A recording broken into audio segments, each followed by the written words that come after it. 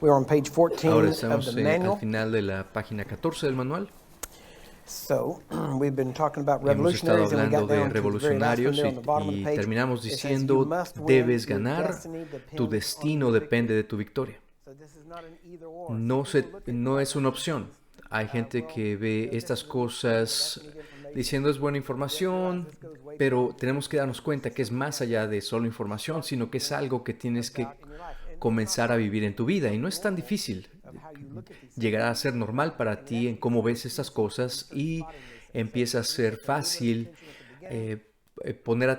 al poner atención, empezar a reconocer estas cosas, porque esto se trata de la vida diaria. Cada situación In your life, en tu vida, these things are going on. estas cosas están funcionando a un grado o a otro.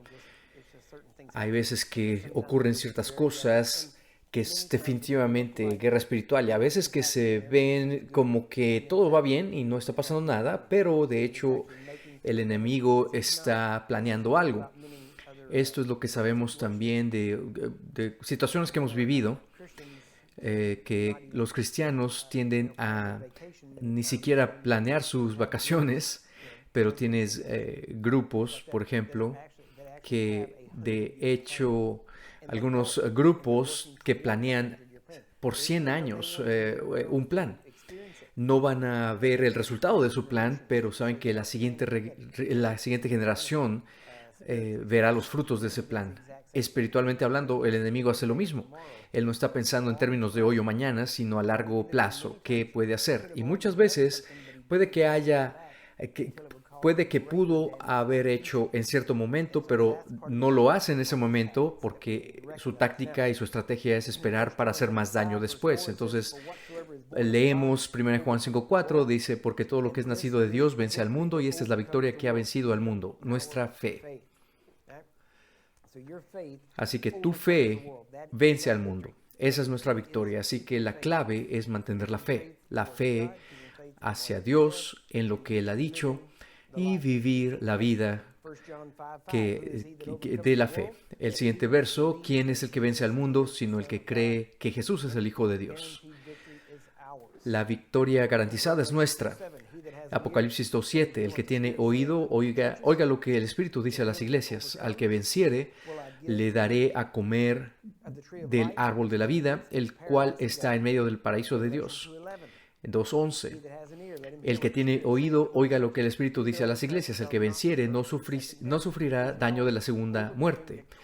Todas estas son escrituras victoriosas que garantizan nuestra victoria.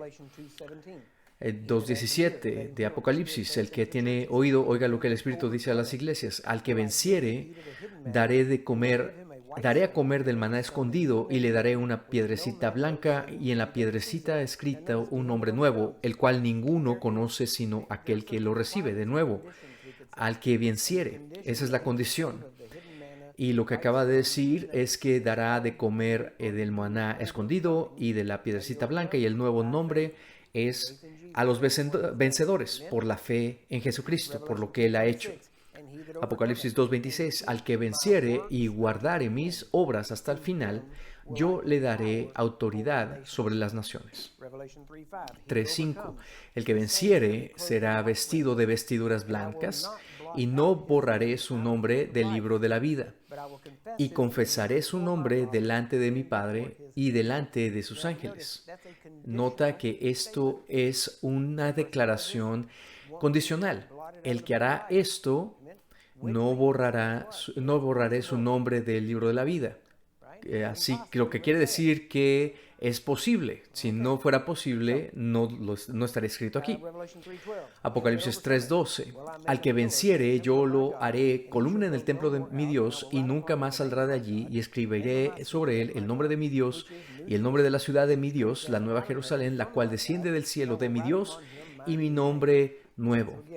De nuevo, esas son cosas que dependen si vences o no. 21:7, al que venciere heredará las cosas, yo seré su Dios y él será mi hijo. Y antes el 3:21 habla de que estaremos sentados con él en su trono. Ahora, como lo hemos visto, antes estamos sentados con Él en lugares celestiales, lo que quiere decir que ya hemos vencido. ¿Por qué? Por nuestra fe en Jesucristo. Bien, ahora Apocalipsis 21:7, de nuevo, el que venciere heredará todas las cosas y yo seré su Dios y él será mi hijo. Hablamos de que tu destino depende de si vences o no, pero aquí vemos que el destino también, el destino de los demás o de otros depende de tu victoria también. Juan 20.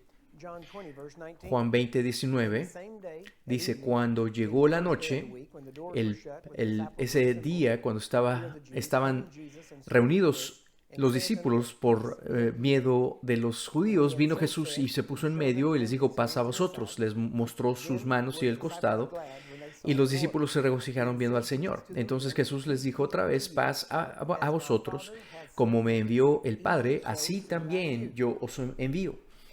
Habiendo dicho esto, sopló y les dijo, recibid el Espíritu Santo. A quien le perdones los pecados, le serán perdonados, y a quien se los retengas, serán retenidos. Así que su victoria depende de tu victoria también. Estábamos hablando de que fuimos destinados a ganar. Dice, más gracias sean dadas a Dios, porque siempre nos hace victoriosos en Cristo y por medio de nosotros manifiesta en todo lugar el olor de su conocimiento. Pero también dice que siempre nos lleva de triunfo en triunfo en Cristo Jesús, lo que significa es que fuera de Cristo la promesa no está prometida. Si quieres la victoria y experimentar la victoria siempre, que es la voluntad de Dios, y es posible, y si quieres experimentarla, tiene que ser en Cristo, no en tus propias fuerzas, ni en la carne, sino en el Espíritu. Amén.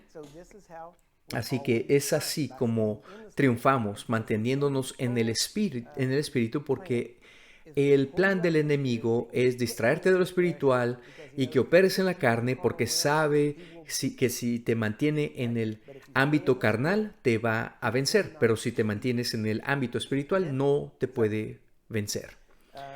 Romanos 8:36. Nay, in all these things we are more than conquerors through him that loved us. For I am persuaded that Como está neither death, escrito, nor por life, causa nor de ti somos nor más principalities, muertos, nor powers, o nor más bien, things present, nor antes things en to todas come, estas cosas somos más que vencedores por medio de aquel que nos amó, por lo cual estoy seguro de que ni la muerte, ni la vida, ni ángeles, ni principados, ni potestades, ni lo presente, ni lo porvenir, ni lo alto, ni lo profundo, nos podrá separar del amor de Dios que es en Cristo Jesús nuestro Señor. Algunos usan esta escritura de cierta forma y tenemos que darnos cuenta que obviamente Dios amó al mundo, tanto al mundo que entregó a su Hijo unigénito para que todos fueran salvos. Pero hay gente que sigue muriendo sin Jesús. Y es por eso que Él dijo, oren que se haga la voluntad de Dios en el cielo, como en la tierra, como lo es en el cielo. Y no en vanas repeticiones, no en una forma vana, sino que tiene que tener un efecto. Nuestras oraciones deben tener un efecto en que la voluntad de Dios sea hecha en la tierra. Pero tenemos que darnos cuenta que lo que dice aquí, bueno, dos cosas que estoy tratando de comunicar aquí es que la única persona, hay muchas cosas que se mencionan aquí, es por eso que estoy tratando de resumirlo, pero la única persona que no está mencionada en esta escritura es Dios. Es decir, ¿Dios ama la gente que va al infierno? Sí, pero su amor no pudo haberlo, el amor de Dios pudo haber prevenido que ellos se fueran al infierno, pero lo rechazaron y por eso terminaron en el infierno. Es decir, por ejemplo, si tienes una enfermedad terminal y el remedio está disponible, pero tú te rehusas a tomar la medicina, es tu culpa si te mueres. Entonces, el ser humano tiene una enfermedad espiritual, una enfermedad terminal, y Dios proveyó a Jesús como el remedio, y si no quieren tomar esa opción, ese camino de Jesús, entonces no es su culpa si se van al infierno. Dicen, no puedo servir a un Dios que envía gente al infierno. No, Él no los envía al infierno. Él hizo todo lo que podía hacer para ganar de regreso a la humanidad, pero hay gente que no decide hacerlo y no decide creer en Jesús. Pero dice que nada nos separará del amor de Dios, en el sentido de que Él ama sin importar dónde terminan eternamente. Obviamente es la falta del amor de estas personas hacia Dios que se quedaron obviamente sin vida.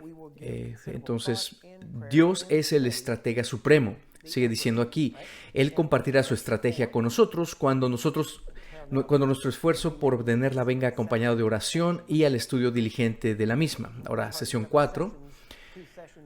Vamos a tener que quizá cambiarle el nombre en vez de sesión a decir sección, porque una sesión es una sesión de video, pero una sección del manual creo que puedo hacer varias secciones dentro de una sesión, así que quizá cambiemos eso en el manual.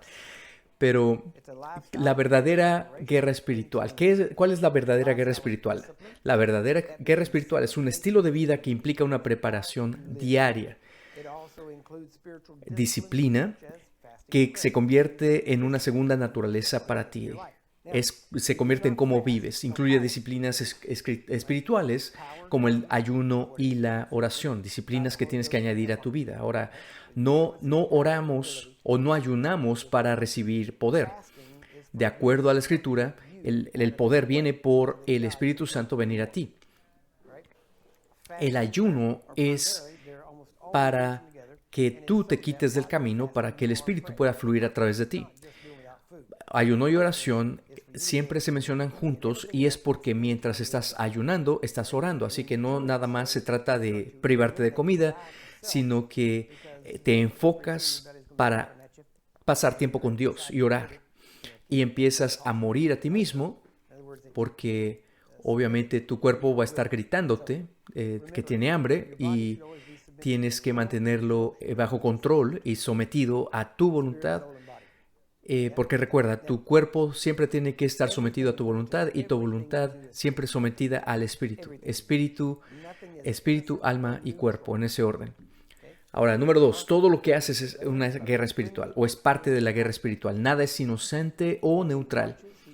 Estás constantemente bajo vigilancia por parte de amigos y fuerzas hostiles, amigos y hostiles. El enemigo está tratando de ver qué te hace enojar, qué te hace hacerte feliz, y toma notas y hace su investigación para ver cómo te puede hacer tropezar o que te enorgullezcas, o sea lo que sea. Siempre está vigilando.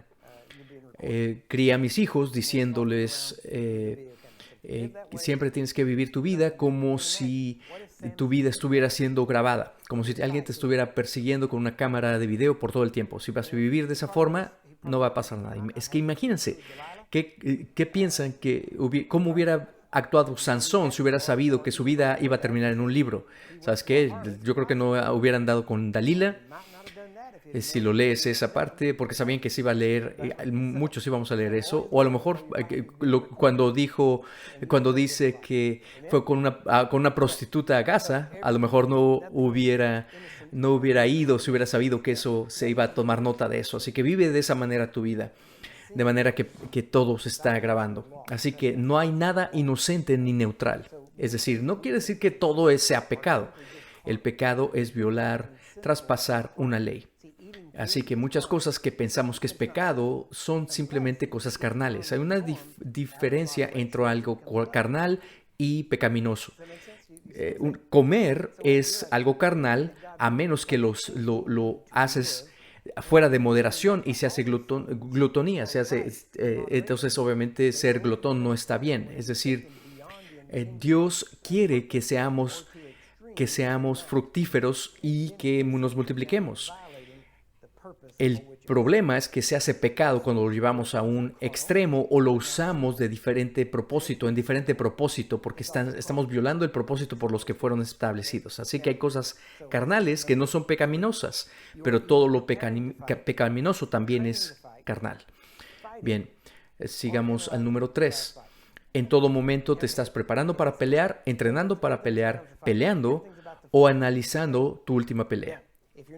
Bien, es así de simple. Es decir, todo lo que está ocurriendo tiene que ver con una pelea. Si no estás haciendo una de esas 4 cosas, no eres un guerrero espiritual. De hecho, si no las estás haciendo, quizá ya estás vencido y ni te has dado cuenta.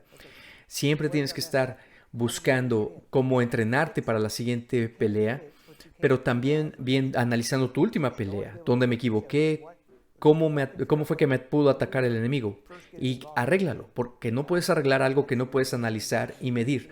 Puedes mirar para atrás, como por ejemplo cuando empezábamos en el ministerio de sanidad.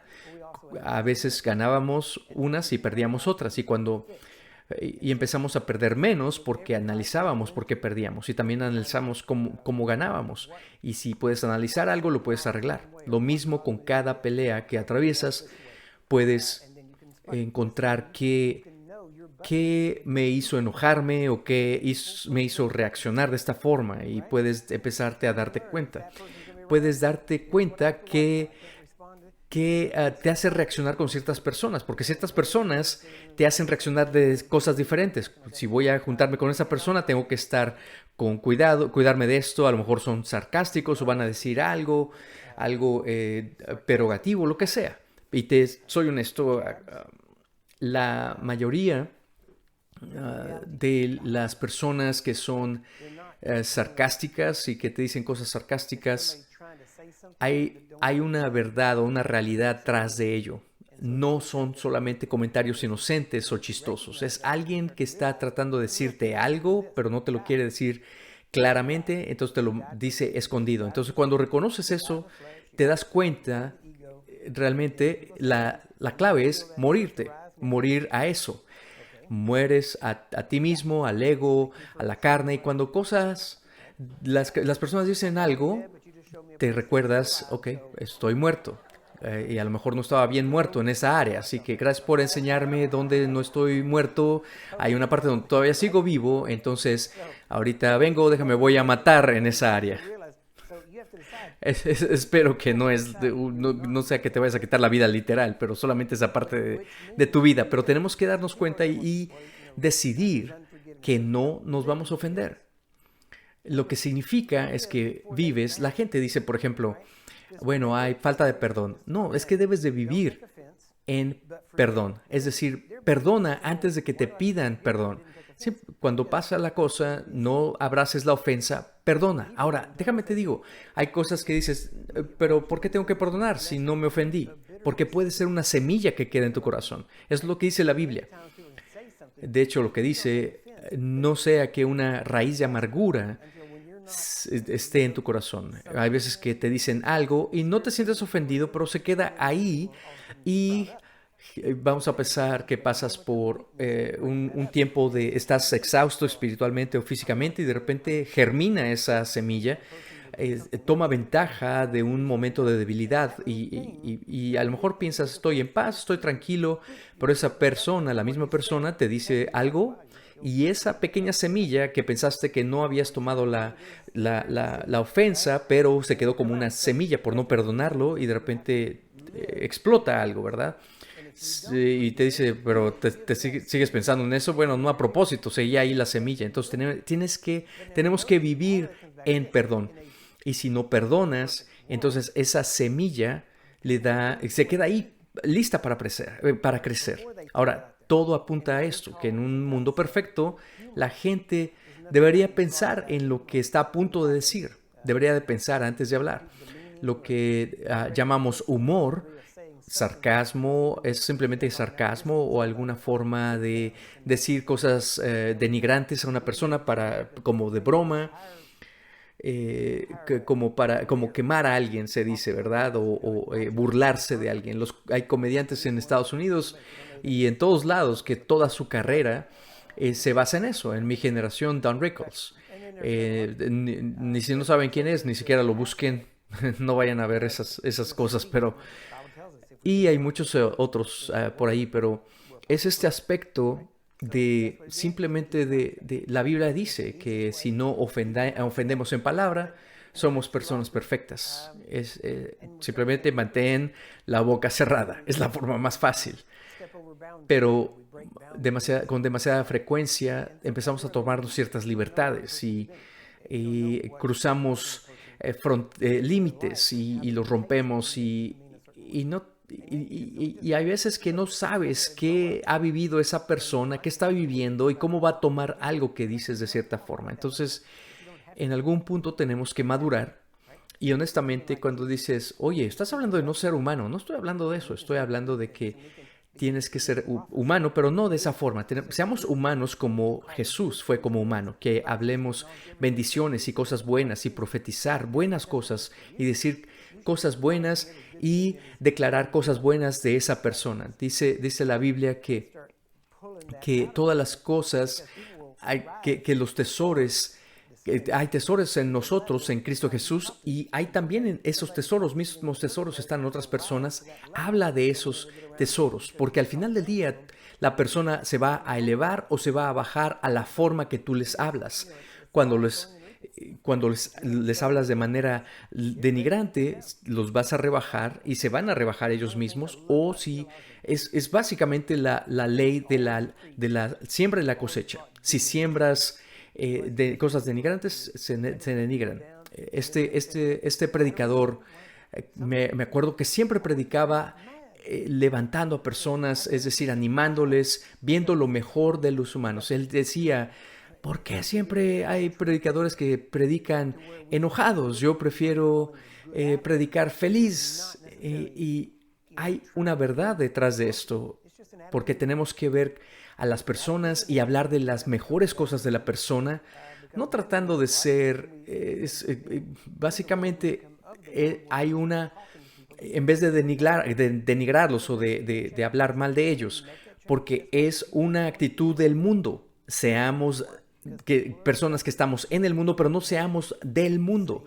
Cambiemos, y cuando hacemos el cambio hay gente que va a querer estar con nosotros, acercarse a nosotros, porque las personas se sientan atraídas a personas que dicen cosas buenas de ellos.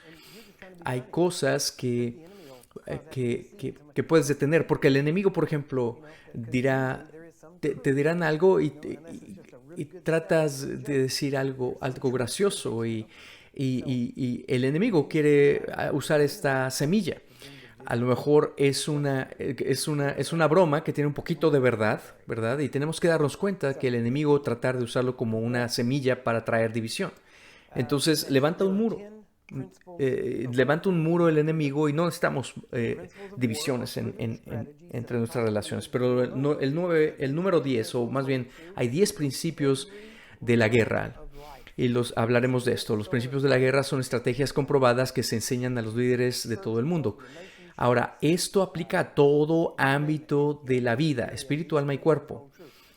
En el mundo de la iglesia, en relaciones, en toda área aplican y son verdad. En la área de finanzas, los mismos principios los puedes aplicar a finanzas y puedes tener victoria en finanzas, o a sanidad y tendrás victoria.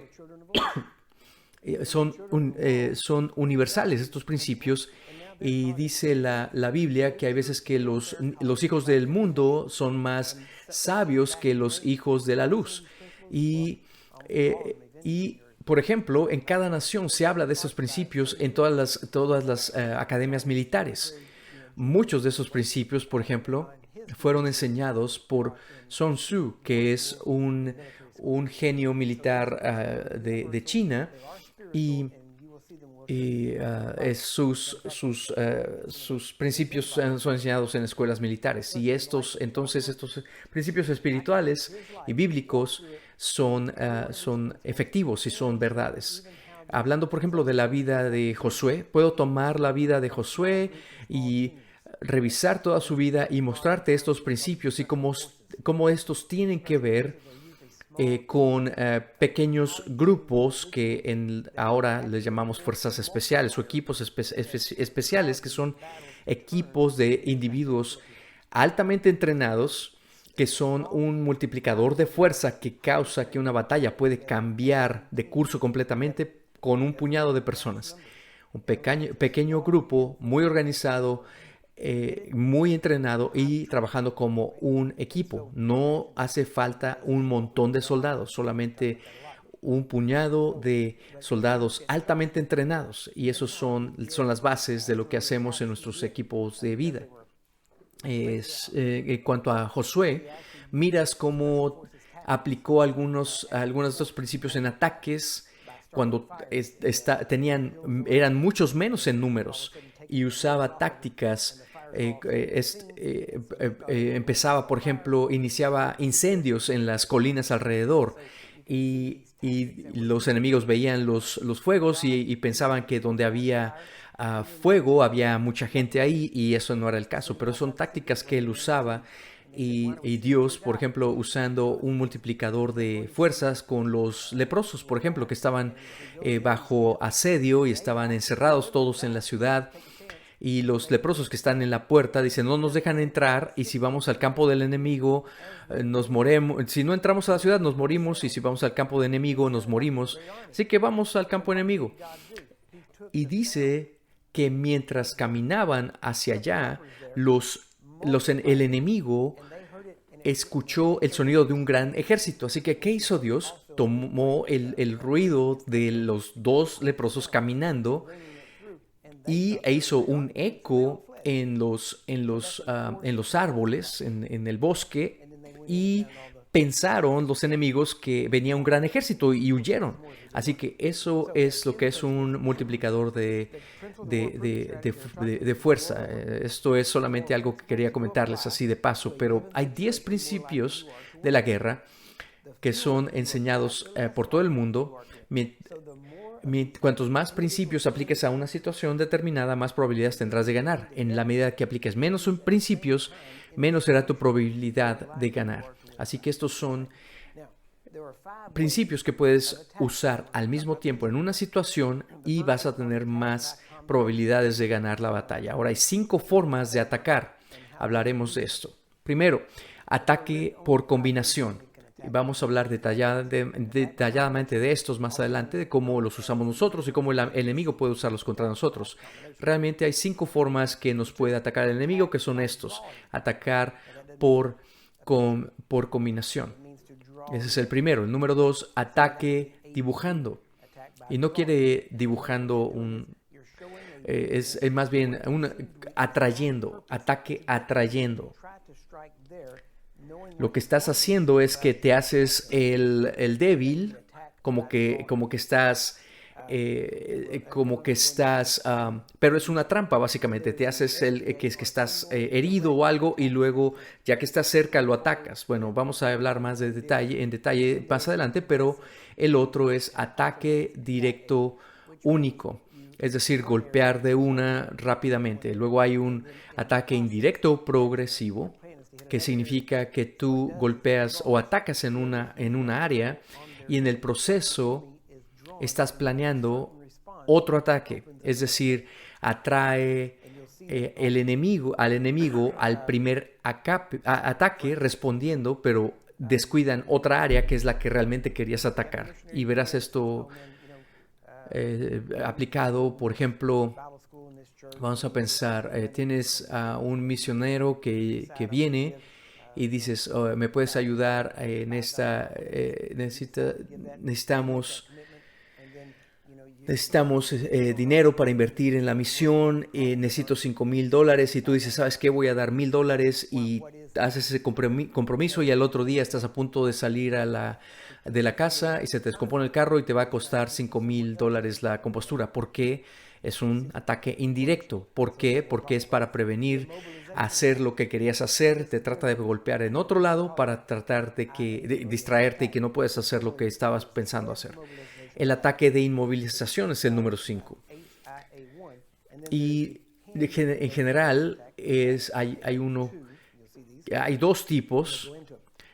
Uno que le llamamos ataque de inmovilización para la cabeza y el número 2 que es el ataque de inmovilización de la mano. Es decir, Es un ataque de brujería, típicamente puede causar dolor de cabeza, confusión, ataque de pánico. Así de la nada empieza a jugar el enemigo con tu mente para hacer que te desenfoques o no puedes hacer lo que estás tratando de hacer. Estás tratando de hacer que...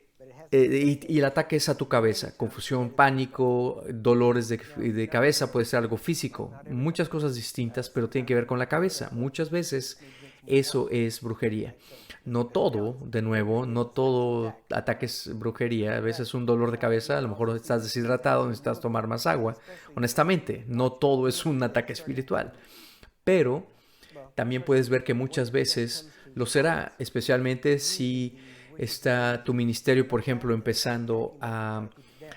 cuando está empezando a ser más prominente y está avanzando, las brujas, brujos se dan cuenta y tratan de atacarte. A veces que te ataca de esa forma inicialmente y luego si no funciona, empieza a tratar de hacer otros ataques y planear otras cosas para tratar de detener ese ministerio. Pero típicamente tiene que ver con la cabeza o con la cabeza de alguien más en el sentido de confusión por información. Oye, escuchaste esto, y rumores y cosas así, tratando si no puede detener el ministerio desde dentro, trata de desacreditarlo desde afuera. Ahora, estoy hablando de ministerio y estoy hablando de no un ministerio profesional. Puede ser tu propia reputación, cómo haces cosas en el trabajo, lo que haces en el trabajo, porque sabe el enemigo, te ve que está tratando de apoyar esta misión y haciendo esto, y está viendo lo que estás tratando de hacer con tus finanzas y qué hace, que trata de que pierdas tu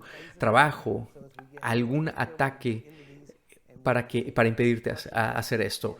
Ahora, estamos hablando apenas de lo básico, vamos a entrar más a detalles y voy a tener tiempo de preguntas y respuestas y espero que podamos adelantar suficientes secciones para que podamos tener un tiempo como tipo taller y hacer cosas prácticas con esto. Ojalá que podamos hacer esto en nuestro tiempo, pero bueno, la segunda parte de esa inmovilización por la cabeza, el miedo a los hombres o el miedo al fracaso o duda, por ejemplo.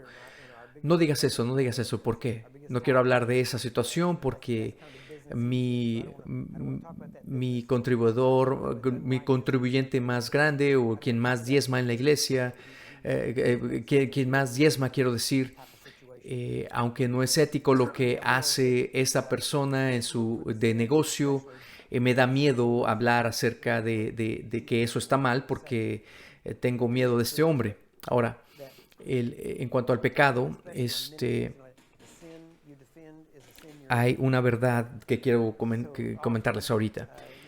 En ministerios, si defiendes un pecado, estás envuelto en ese pecado. Así que si hay un área de la que la persona no quiere hablar, es porque ahí está, esa es un área de pecado para ellos. No siempre es así, pero puedes ir, por ejemplo, a una lista de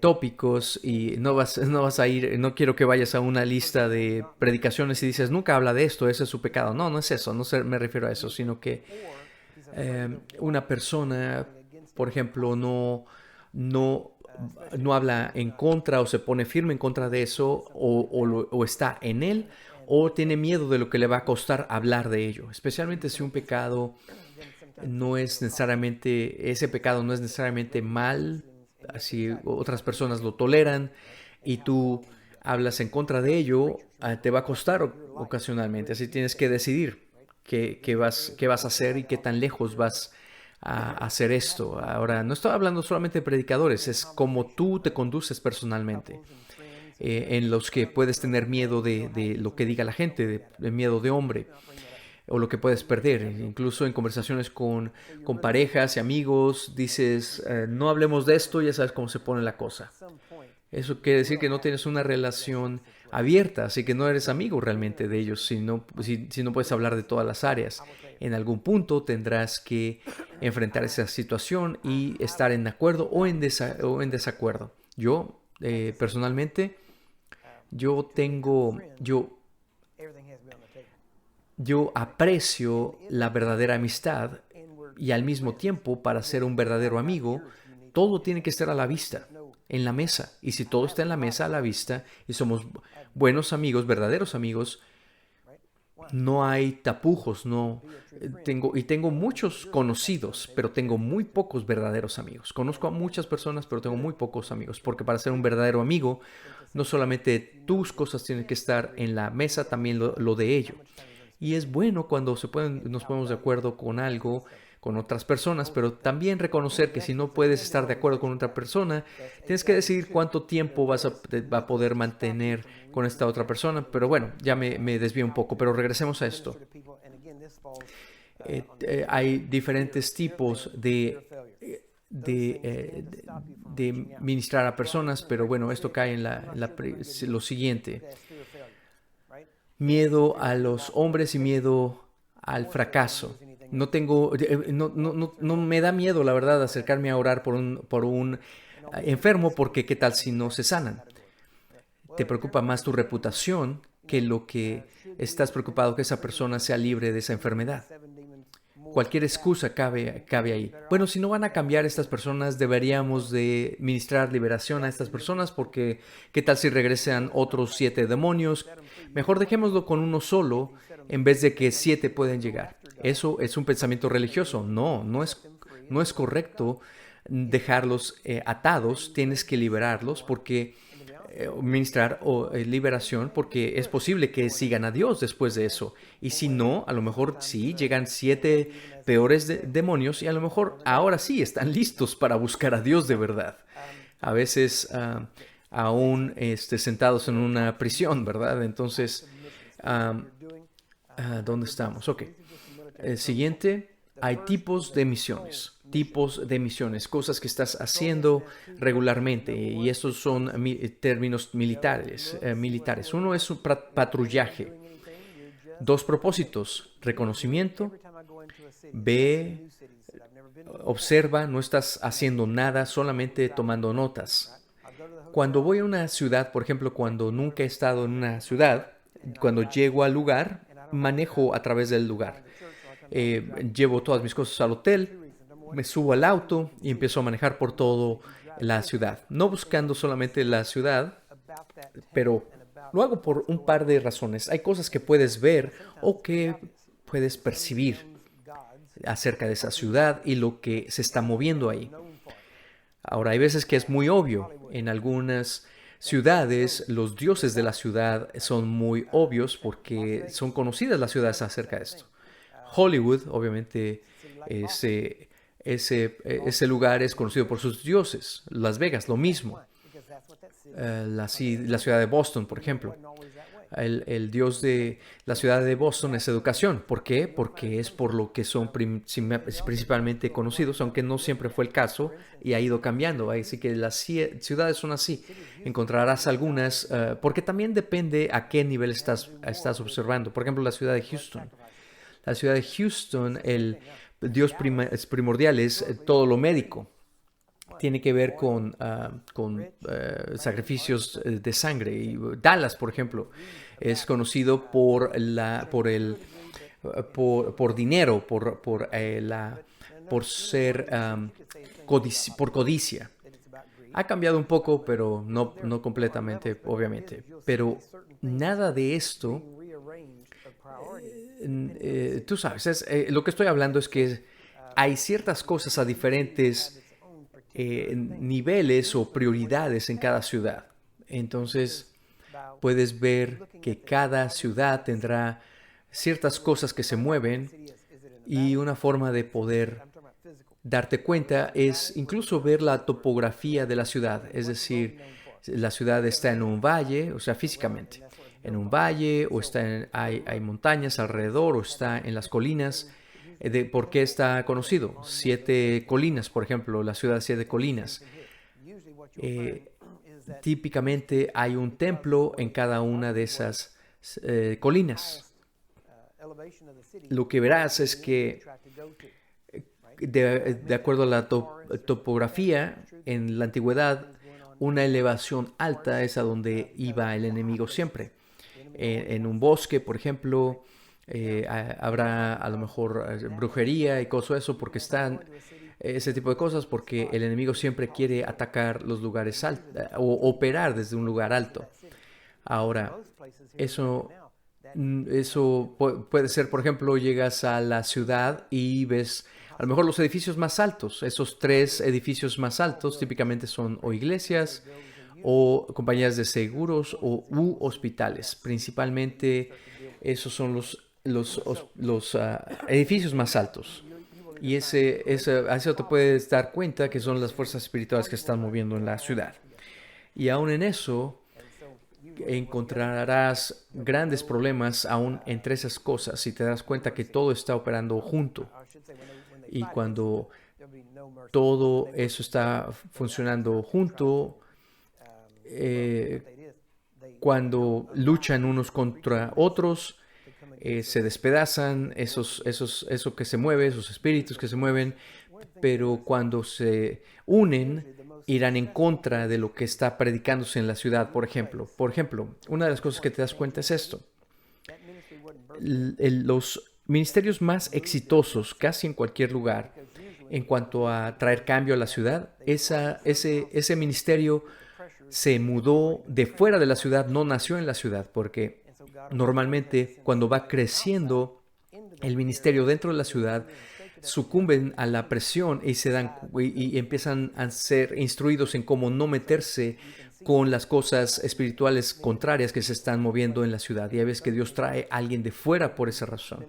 Y puedes ver esto en muchas ciudades que esto ocurre, y en algunos casos hay ministerios que llegan al área y hay veces que tienen que salirse de la ciudad como tal y estar en un suburbio para ministrar hacia adentro de la ciudad desde fuera, porque hay cosas religiosas, económicas, políticas, fuerzas espirituales que se mueven ahí. ¿Cómo vamos de tiempo? Bueno, sí, lo primero fue patrullaje, una misión de patrullaje, solamente a ver y percibir qué es lo que está ocurriendo.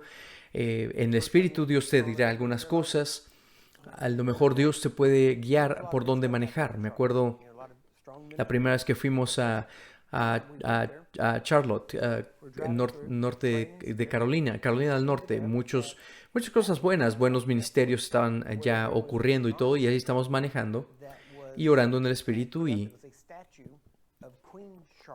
terminamos justo afuera del aeropuerto en un monumento que fue levantado, una estatua de la reina Carlota, que es el nombre de la ciudad, básicamente, es Charlotte, Carlota. Y estamos ahí de pie, y una de las personas que estaba ahí se recargó en la estatua y tenía obviamente el nombre abajo, y puso así su mano y cubrió la letra C, así que decía harlot, que en inglés quiere decir prostituta. Entonces dijimos, interesante, no queremos ser súper espiritualoides o lo que sea, pero empezamos a investigar y resulta que eso fue el inicio de muchos problemas en esa ciudad, la prostitución. Aún hasta este día, hasta este día en menos grado, pero hay cosas que hemos percibido en otras ciudades también. Por ejemplo, que si no hubiéramos sabido que el Espíritu Santo nos estaba guiando, diríamos que nos tropezamos con estas cosas. Por ejemplo, entramos a ciertas ciudades que pasan estas cosas, que nos encontramos con esto. Encontrar ciertas cosas en ciertas áreas. Y el hermano Wagner empezaron a hacer mapas de las ciudades, mapas espirituales de las ciudades, pero creo que se les pasó la mano porque volaban en aviones y tenían que declarar cosas desde los lugares altos, desde un avión, pero nada de eso es necesario. A lo mejor se ve bien en tu boletín de noticias, pero eso no cambia nada necesariamente, porque Jesús hizo un increíble trabajo y nunca voló. Bueno, hasta el final, ¿verdad? Al final, en la ascensión, obviamente él voló ascendiendo al cielo, y fue un vuelo de un solo. No es cierto, de hecho es un camino de ida y vuelta, de hecho, pero puedes llegar y no necesariamente le digo a la gente que empiece a buscar la historia del área, aunque saber la historia básica está bien, pero puedes enredarte tanto en los detalles que te alejas de la Biblia y entonces empiezas a tratar de figurar y entender cosas y a figurar cosas por ti mismo, pero no es ese el caso, sino que tienes que llegar a un momento en que puedes mirar, reconocer, mirar qué cosas pasaron. Y hay cosas que pasaron por las que no somos responsables, pero está bien que sepamos, porque así sabemos qué fuerzas espirituales se están moviendo. Pero eso no quiere decir que tenemos que ir y de alguna forma... de lo que estoy hablando es que, de acuerdo a Ezequiel, cada persona es responsable por el pecado de sí mismo. Yo no soy responsable por el pecado de mi padre, ni de mi abuelo, ni de mis tíos. No soy responsable por ese pecado. Ahora, ¿estoy de acuerdo con ese pecado que hicieron? No. ¿Participo en él? No. Pero al mismo tiempo, tampoco voy a pagar por el pecado de ellos. Jesús pagó por sus pecados. Puedo darte ejemplos de diferentes situaciones, aún en mi propia familia, en la historia de mi vida, de mi familia, y doy gracias a Dios que tengo una nueva familia, porque sé cómo es mi familia y en algunos casos las cosas que había en mi familia, y en algunas cosas puedes enredarte tanto que puedes sentir que tienes que pagar por el pecado de tus parientes, pero no es ese el punto. El punto es vivir en santidad y justificados hoy. Vamos a un descanso y regresamos con lo que sigue. De hecho, vamos a comer. Así que, gracias. Nos vemos en un rato. Dios les bendiga. Ayúdenos en la misión de compartir el Evangelio alrededor del mundo. Juntos podemos establecer el estándar de vivir la vida de dominio.